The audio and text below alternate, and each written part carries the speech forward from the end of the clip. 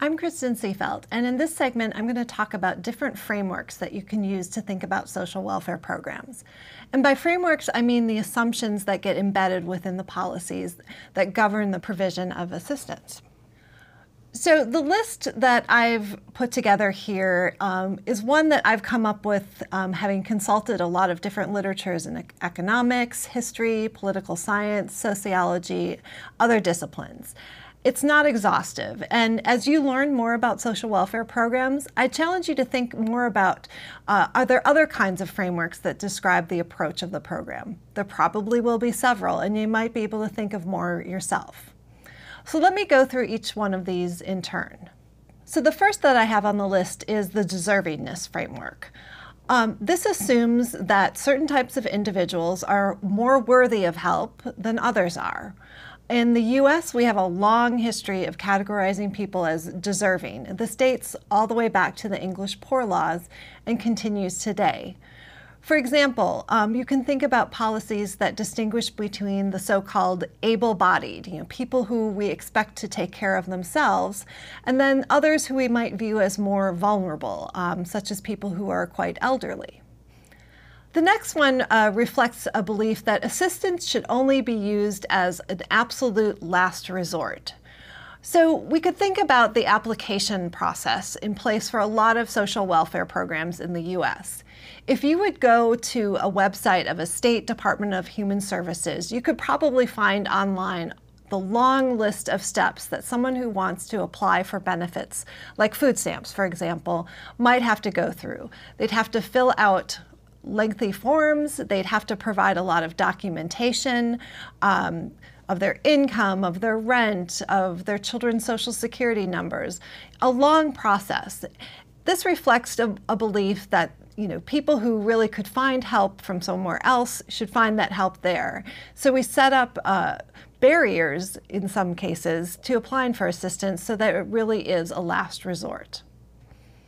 The next one I want to highlight is paternalism, and paternalism is defined as the practice of controlling an individual or group in a similar manner to the way in which you could think about a father, and I use gendered language very precisely here, controls a child. Paternalism has some implications that this control is benevolent, that it's for the good of the person who's being controlled, but it does restrict people's freedom of choice. Work requirements and other kind of behavioral requirements in U.S. cash assistance programs are an example of this paternalistic approach to providing assistance. We limit recipients' freedoms by mandating that they find work in the name of knowing what's best for them. There's an assumption that by getting a job, they will be more fully integrated into society and they will become productive members. Work requirements also reflect a market-based framework for providing assistance.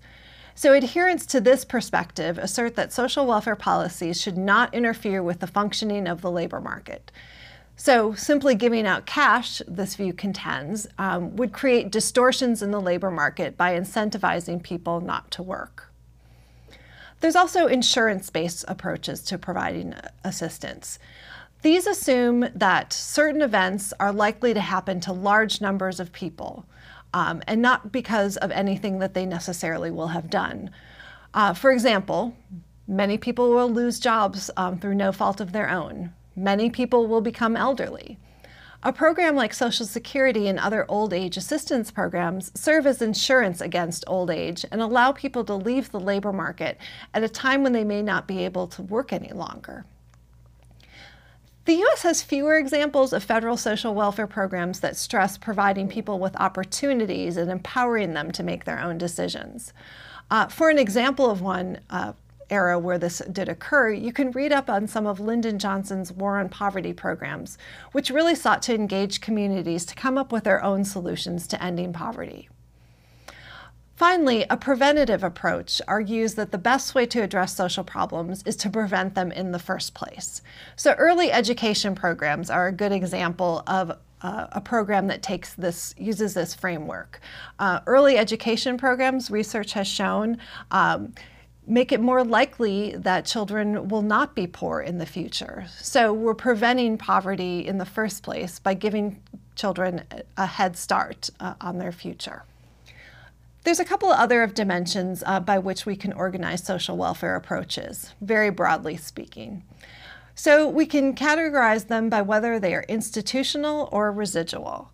So an institutional approach to providing assistance presumes that needs are expected. In fact, they might represent market failures. So when there is an economic recession, people will lose jobs, but that's not because of their own fault. That's because of shortcomings in the economy itself. An institutional approach says that we should take a preventative approach. We should help people before they reach an absolute crisis. And an institutional approach stresses security as opposed to just meeting people's basic needs. By contrast, a residual approach really believes fundamentally that people's needs are the result of bad choices they've made or failures on their own personal selves. So the need to provide assistance for job loss, for example, if you take this approach, assumes that someone lost the job because they made a bad decision. They decided not to show up for work on time, for example. Help is really provided as a last resort, so a residual framework shows up in the application process that we have for many of our social welfare programs. And the emphasis is often on meeting a very specific need. So you might think of the food stamp program as an example of a residual approach to providing assistance. Even though people who have very low incomes may have difficulty paying all sorts of bills and may face challenges meeting basic needs in a variety of areas, the food stamp program really just provides assistance to buy food and only food. The other dimension captures who the policies are intended to benefit. Are they universal, meaning that everyone has access to the program, or are they limited and targeted to a very narrow group of people? We can think of these constructs as really operating on a continuum. For example, some programs may not be completely universal, but they serve many more people than a program that has a very narrow or limited eligibility criteria. So not every person who is over the age of 65 gets Social Security benefits, but many, many do. It's nearly universal, as opposed to a program like the Head Start program, which serves children who are under the age of 5 and who come from families who have a very specific low income. Some programs may not employ a framework that would suggest that they are an option of last resort, but on the other hand, they're neither preventative or provided before a crisis occurs. You can also think about the intersection of these constructs. So as you learn more about specific programs, can you identify some that are more universal and institutional in their approach versus some that are more institutional and narrow, or universal and residual? Social welfare programs won't necessarily fit neatly into the boxes shown on this chart, but hopefully this gives you another tool for thinking about the assumptions that are driving some of our social welfare policies.